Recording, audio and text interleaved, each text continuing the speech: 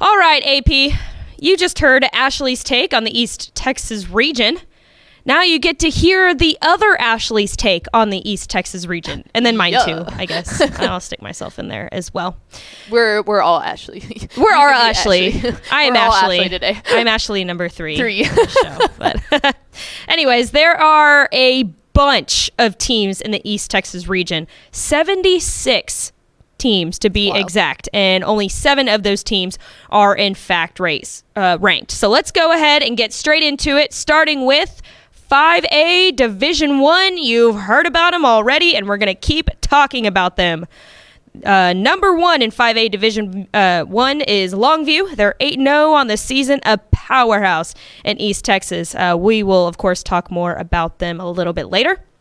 Moving down to 5A Division 2, you've got number 4, Texarkana, Texas High. You heard Ashley's take on them playing White House this week, so keep an eye out for that game. Yeah, that's a really tasty game. I'm glad she brought that one up. Yeah, it's kind of under the radar a little bit. Under the radar, yeah. There's some big headliners, and this is probably like tier number 2, but it's at the top of tier number 2. Right.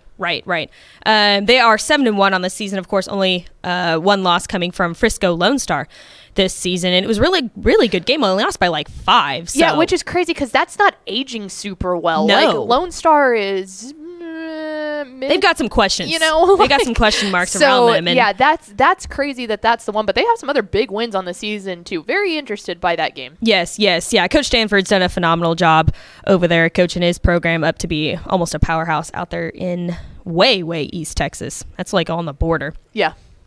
Let's go ahead and move on down to 4A Division 1. Coming in at number 8, we've got Kilgore.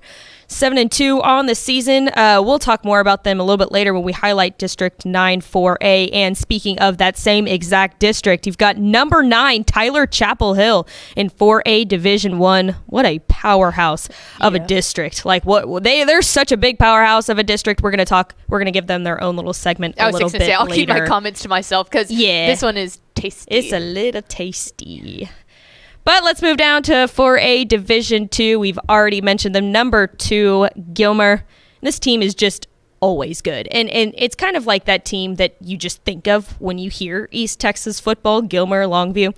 They're undefeated, of course, so far this season, 7-0. They'll probably stay undefeated through the regular season.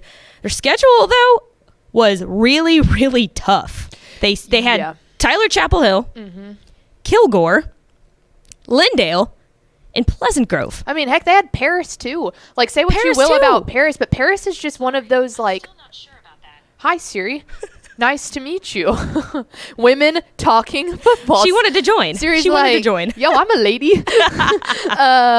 But, I mean, say what you will about Paris. They're just always a rough team to play. Like, if that's not something that you're used to seeing. But this Gilmer team is very interesting because this, to me, is... Can Alan Metzel finally crack the code and get to it? Because we've seen Gilmer in the championship game multiple times, and it has been ugly. I mean, they had the 70 burger dropped on them by Carthage, you know, and then last year it was a much more competitive game, but they let China Spring come out and get it. It's like, man, they're right there. And I honestly don't think that they're going anywhere. No. Because they, Gilmer found another quarterback, and it's Caden Tennyson, Brandon Tennyson's younger brother. Right. And he's looked exceptional. Well, yeah. I mean, that was the biggest thing going into the season. That biggest question mark was at that quarterback spot because of the absence of Brandon Tennyson. But yeah, it seems they've got everything figured out. You know, like what, absolutely. Will they make it back?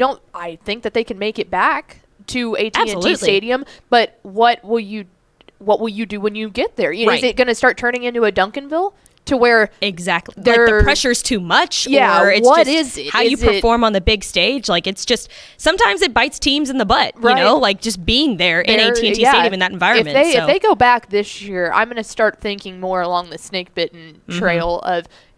When are they going to do it? Yeah, like are they more of a Duncanville, like you said, right? But anyway, staking in that same division, let's move down to number 7, Texarkana, Pleasant Grove. They are 6-2 on the season, also in District 7 4A Division 2, along with Gilmer. They had one loss coming from a Louisiana team, which honestly we don't really count because they're from Louisiana. And then, of course, the other loss coming from Gilmer. They had a really good win earlier this season against Brock. So definitely deserve to be at that number 7 spot. Only 2 losses, 1 coming from Gilmer. So very respectable losses. As I can say, another say what you will about Brock. I think that Brock's a good team. But when I was talking to, I went to the Brock Wichita Falls Hershey game. And when I was talking to some of the people that I very much trust their opinion on high school football that are familiar with Brock, they were like, we didn't realize how good Pleasant Grove is until we saw Brock play against other good teams like Hershey and stuff like that. But they were like, we just thought, oh, maybe we're a little bit down. They're like, we didn't realize how good, and imagine that they have size again, you know. But that Pleasant Grove team is really cooking. I think we all kind of thought that same thing too, because we had our eye on that game and we were kind of just like, oh, is Brock down this year? But yeah, no, it's Pleasant Grove is good. Really good. Yeah. Really, really good. All right, let's get to our last ranked team in the East Texas region. 3A Division 1, number 3 Malakoff. They are 7-1 on this season, only loss coming from Grandview, and it was of course a really, really close game, only lost by about 4. They should win out the rest of the season with only 2 district games left. Definitely expect them to make some noise in the playoffs, because this is a really, really, really good 3A Division 1 team. Yeah, I mean, this is a high-flying offense. Their defense has looked outstanding so far. That, and, you know, it's we talked about it, too, that Grandview Malakoff. It's another thing, like when we were talking about Gilmer. Is it something about AT&T? I think that when you talk about Malakoff and Grandview, I think it's something about Grandview, that they just consistently can have, like, they walk off the field, they see Grandview, and it's like, oh, crap, here we go again. Right. But I think this is a really, really good Malakoff team that if we see them match up with Grandview later in the season, in the playoffs, we might have a different outcome on that one. Yeah. I like this Malakoff team a lot. Yeah. So there you go. There are your 7 ranked teams in the East Texas region. Lots of talent out there, lots of talented teams, but even more so, the talented players that we're going to talk about. Look at that segue by our concierge of vibes. Gotcha. I'm living up to the name, aren't I? Let's kick it off with the highest classification out there in East Texas, 6A, excuse me. Tyler Legacy, defensive end, Jordan Renaud, I think. I think it's Renaud, too. I think it's Renaud. I don't know. You know I suck at name pronunciation. Our concierge of Vibe who reads the player names sucks at player names. That's why it's called WTF, my friends. Yep, absolutely. This dude is really, really good. The 12th best overall player in Texas and the 3rd best defensive end in Texas. He stands at 6'4", weighing 245 pounds. Just an absolute monster on the line. He's quick coming off the edge and just a menace in the backfield. During track season, he runs the 100-meter dash and can keep up with the other sprinters. Talk about fast. Like, this guy's on the line, and they're making him run the 100-meter dash. Like, that's a lot of math. And he keeps math. up with the other sprinters. Like, holy crap. Yes, sign this guy right now. Oh, my gosh. But yeah, I mean, he's committed to Alabama. No surprise there. And with that much size and speed and the way Alabama just develops their linemen, he's definitely going to be a problem at that next level. Big dude. He's a big dude. He's a certified big dude. He's a certified big dude with a lot of speed. That is a big pickup from the Crimson Tide. Moving on down, you've already heard his name. Ashley Moore is really, really high on him. It's a Longview wide receiver, Jalen Hale. He's the 9th overall player in the state and the 2nd best wide receiver in Texas. I think one of the more unique qualities that Jalen has displayed as a receiver is that he kind of plays above his size in contested situations and even after the catch. Like he's got breakaway speed that defensive backs just cannot compete with.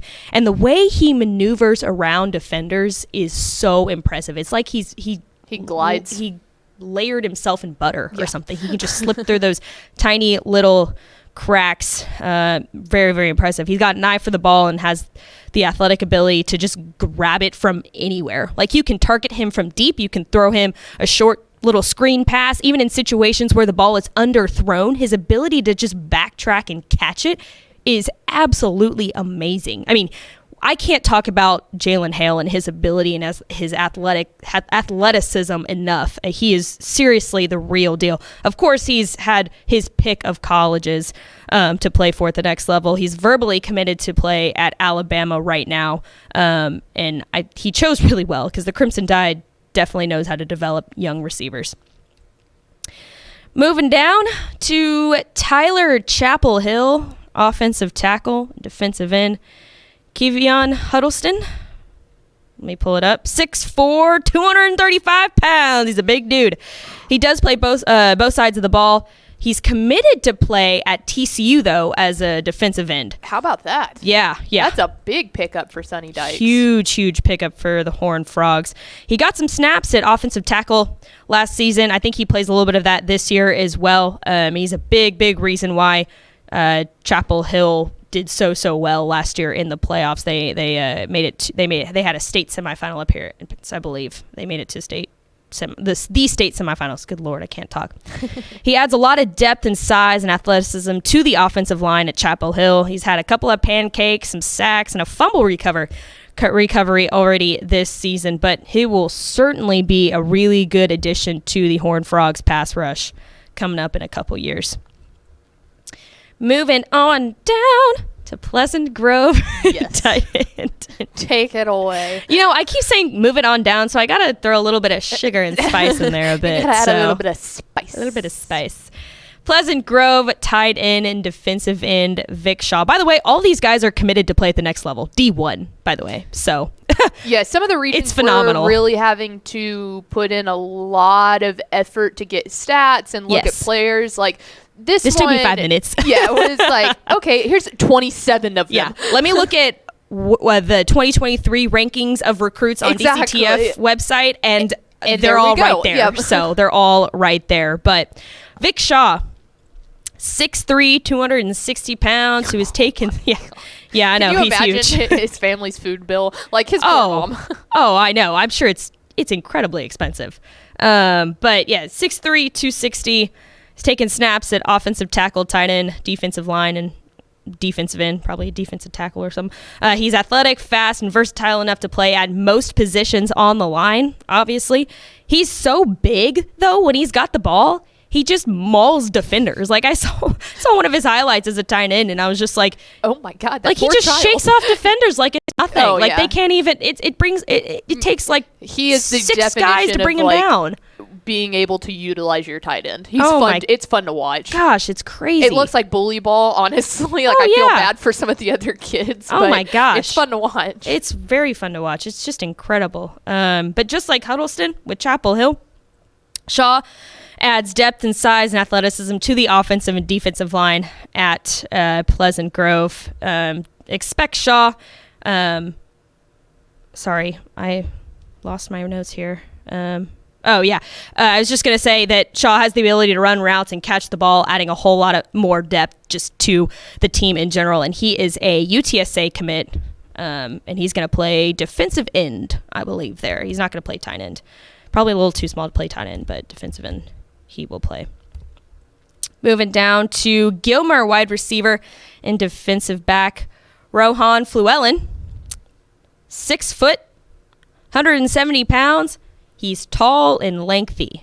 To me, that's the perfect frame size that you're looking for in a wide receiver. He's going to play wide receiver at the next level, but he currently plays in all 3 phases of the game. He clocked a 10.94 100-meter dash time as a junior, and this guy has some major wheels. He does not lack speed. Last season as a junior, he logged 1,420 yards off 88 receptions and 11 touchdowns. Pretty good. Man, I can tell you when we're reading through highlights on Bally in their Gilmer highlights, I must say Rohan Fluellen at least 72 times. Oh, I'm sure. He does it all. He is the guy. Yeah. And then on the defensive side, he plays just as well. 8 interceptions and 38 total tackles on the defensive side last season. And he also plays on kickoff return and has 1 return touchdown this season and 2 last season. So man, he just does it all. He's like one of those players that just makes an immediate impact on the field, no matter where you place him, and no matter how many guys you put on double, triple coverage.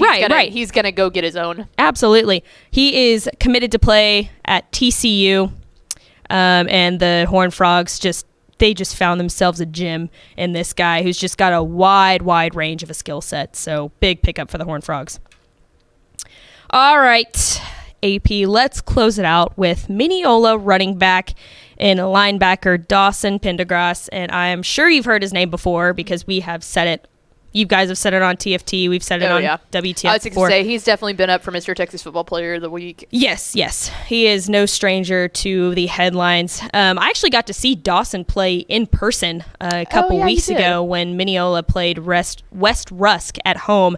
And I think at one point Ish was like, yep, that's Dawson. And I was like, I could have told you that when we first. We don't need a roster. I know which one he is. Yeah, absolutely. He is easily the most athletic and most impactful player on the field already this season. I found his stats. Mm-hmm. Let me take a drink of water real quick before I say these stats because holy crap, there's a lot. 371 passing yards and 5 touchdowns. 1,956 rushing yards off 217 carries and 24 touchdowns. Yes, that's this season. 109 receiving yards, 1 touchdown. Switching over to the defensive side, 14 total tackles, 2 interceptions. And he also plays on special teams. He's blocked an extra point this season already. Yes. Oh, my God. You tell me this guy isn't athletic, I'm going to say get out. Like, it just took me a collective 15 seconds to read his stat line. Exactly. I mean, just like Fluellen at Gilmer, I mean, he is a guy that once he steps on the field, literally anywhere, you can put him anywhere, and he is going to make an impact in the game at somehow, he's fun to watch. He's just one of those that it's just like, how do you do that? What are you doing? Right. And it's like, Mineola's a good team, right? But Dawson takes them to the next level. Mm-hmm. I mean, because he can just do it all. He adds a lot of size, a lot of depth to this team. He's just an absolute unit on the field. He's 6'3", 212 pounds. He's just a fun athlete to watch because, he's going to give it his all anywhere. At every snap, every down, he's going to give it his all. And he is currently committed to play running back at Baylor. So, Dave Aranda, you found yourself a good one. And I wouldn't be surprised if I saw him at something else at one point or another. Maybe at linebacker. Yep. Who knows? But definitely a fun player to watch. So there you go. I need a drink of water after all that because let me tell you, that is some crazy talent. Well, and that's the thing too. We always talk about when you look at like the most talented regions, like that's a whole other discussion that we can have at a different time. But quite literally, every single year, it seems like when we do the best regions based off of per capita, as in the number of people or schools in the region compared to, every the sum of it as a whole, East Texas always has, they're at least in the top 3 of per capita. They have like the most players going to the NFL, like Ashley had mentioned, or, the greatest success when it comes to the playoff, just because it's a smaller region than some like DFW and Houston, but the number of teams making it to AT&T Stadium or players going to the next level, skyrockets. Right. It's insane. Right. The talent out there. There's so much talent. And I think, honestly, that's even more impressive than like a DFW, because DFW's got so many teams. I mean, of course, there's going to be a lot of talent out there, but for as many teams that East Texas has compared to DFW, the Houston area, and for that to be that much talent out there, I mean, it's impressive. So, no doubt. Definitely keep your eye on those 6 guys this season, and I'm sure there's much, much more out there. Yes. All right, before we get to stonks, there is a district that we want to highlight. We've already kind of mentioned it. It is District 9-4A, Division 1. You got number 8, Kilgore, and you've got number 9, Tyler Chapel Hill. Now, we had another, it was Gilmer and Pleasant Grove. They're also in the same district. I can't for the life of me remember exactly what exact district that was, but this one's I think is more impressive because it's more evenly spread out, because I think in the same district that Gilmer and Pleasant Grove are in, Gilmer's obviously the top dog, right? But in this one, I feel like it's a little bit more spread even, right? So Kilgore started off the year 0-2 because they opened with Carthage and Gilmer. Yeah. So respectable losses. That's why they're still number 8. Yeah. Like they played them really well. So that resume basically gets completely wiped clean when you lose to the top 2 teams in 4. Yeah, absolutely. But they've gone on a 7-0 run since. So definitely deserve to be number 8. And then Tyler Chapel Hill, number 9, also started off the year. Losses coming from Gilmer and Van, but have gone on a 6-0 run since then. So definitely deserve to be in that top spot. Yeah, that loss to Van was a little eyebrow weird. Raising. Yeah. They've definitely collected themselves since then. They're still a young team. I mean, that's a team that made it to the state semifinals. You remember they played LBJ last year in the state semifinals, and they were playing with basically their starting quarterback, wide receiver, number 1 wide receiver, and running back were all sophomores. Right. Like, I remember talking, Tep and I stopped by we stopped by to see Jeff Reardon and that whole squad when we went and shot the Scott Surratt cover for the 2020, I believe. 2020 magazine. Yeah. And he was like, he told us that year, he was like, I think they must have been 8th graders or freshmen. I think they were going into their freshman year because it was during the summer. Yeah. And he was like, y'all got to watch out for this class. He was like, we've got it. And he wasn't lying. No, and they're starting to obviously make an effect now with the team. But yeah, very young team, so it's understandably they're going to make those mistakes and probably not going to win every game. But they've, like you said, have collected themselves. Now they've gone on a 6-0 run. And the best part, these 2 teams haven't even played each other yet. Yeah, we got week 11 to decide the district championship. Oh my gosh, it's going to be so fun. And of course, this game will determine the district champion here. But yeah, because Kilgore's off this week. What is Chapel Hill doing? Yeah, they've got a game. Hill. Let's see, who are they playing? I don't remember. Yeah, but anyway, it's going to be such a fun game. They have Athens, and all due respect to Athens, they're winless in district this year. I think the computer likes Chapel Hill by like 42. So that will literally, they'll both be 5-0 in district championship on the line in week 11 at Valley Sports. So if you're listening, we should send someone out to that game. Yeah. It's heck, I might go out there. Like Chapel Hill, I think it's at Chapel Hill, so it wouldn't be too far of a drive for me. And then of course you've got Lindale. They're usually pretty good. You throw them in the mix as well. They're kind of down this year, but they're usually up there in the mix too. They had a really tough non-district schedule. They did. So that kind of evened out there. But they're a team that I have faith can make some noise in the playoff if they get a couple of things go their way. Yep, absolutely. So there you go. There is your East Texas district to watch. Make sure you look out for that matchup in week 11 because it's going to be electric. A lot of talent out there, so should be fun. And now, let's get to Stonks! Always try your hand up, Stonks.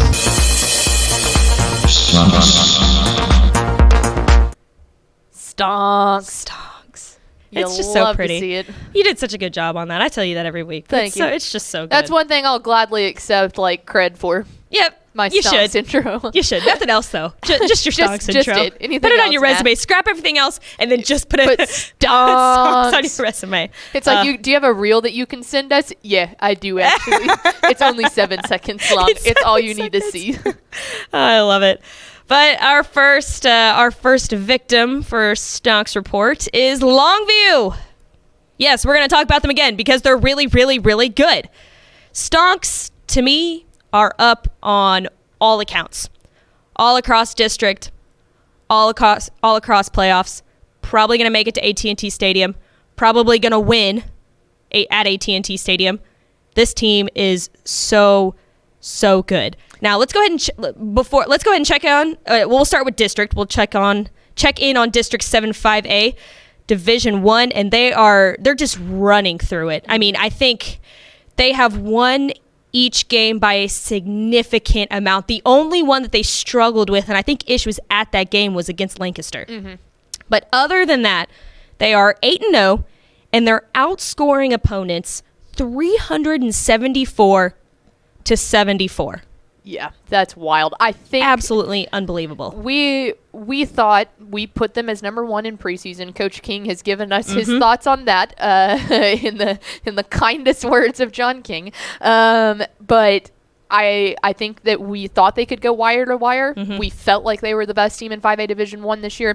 But I'll tell you, when they played Lufkin, when they went to Lufkin, one of the best rivalries out there in Beast Texas, it's been going on for years. When they go to Lufkin, a hostile environment to play in, and beat them was like 56-7. We had Coach King on Football Friday that night, and we're like, dude. And he was like, unbelievable. He was like, they played their best ball tonight. Yeah. And I think that, if they're operating like that, I don't think anyone can stop them. I really don't. No. So with that being said, let's kind of look at the playoff scope for them. Obviously, they're going to finish out the season undefeated, the regular season undefeated, I should say. Definitely the favorites probably to come out of 5A Division 1 Region 2, which means they will most likely run into the favorites coming out of Region 1, which is Aledo. And that, my friends, tell me a better matchup than that. Is fun, especially because we had our questions and doubts about Aledo at the beginning of the year when they go and they drop 2 for the first time in X amount of years. This Aledo team has found their footing. Yes. And they look like Aledo. And Longview looks like Longview. Yes. Whoo, boy. That one would be a blast. I mean, a blast of a game. Yeah, I saw Aledo bludgeon a very good Burleson Centennial team a couple weeks ago, and let me tell you, they're the real deal. Longview is the real deal. Tell me a better matchup than that right there. And let's put the vibes into the atmosphere here. Summon the vibes. We're going to summon the vibes in. I need a Longview PSJA North state championship. That would be... We're summoning the vibes. We're putting it out there in the atmosphere. I need it. That would be fabulous because I need it. PSJ North, definitely the favorites to come out of Region 4. Region 3, I'd probably say it's got to be College Station or maybe A&M Consolidated. Yeah, College Station.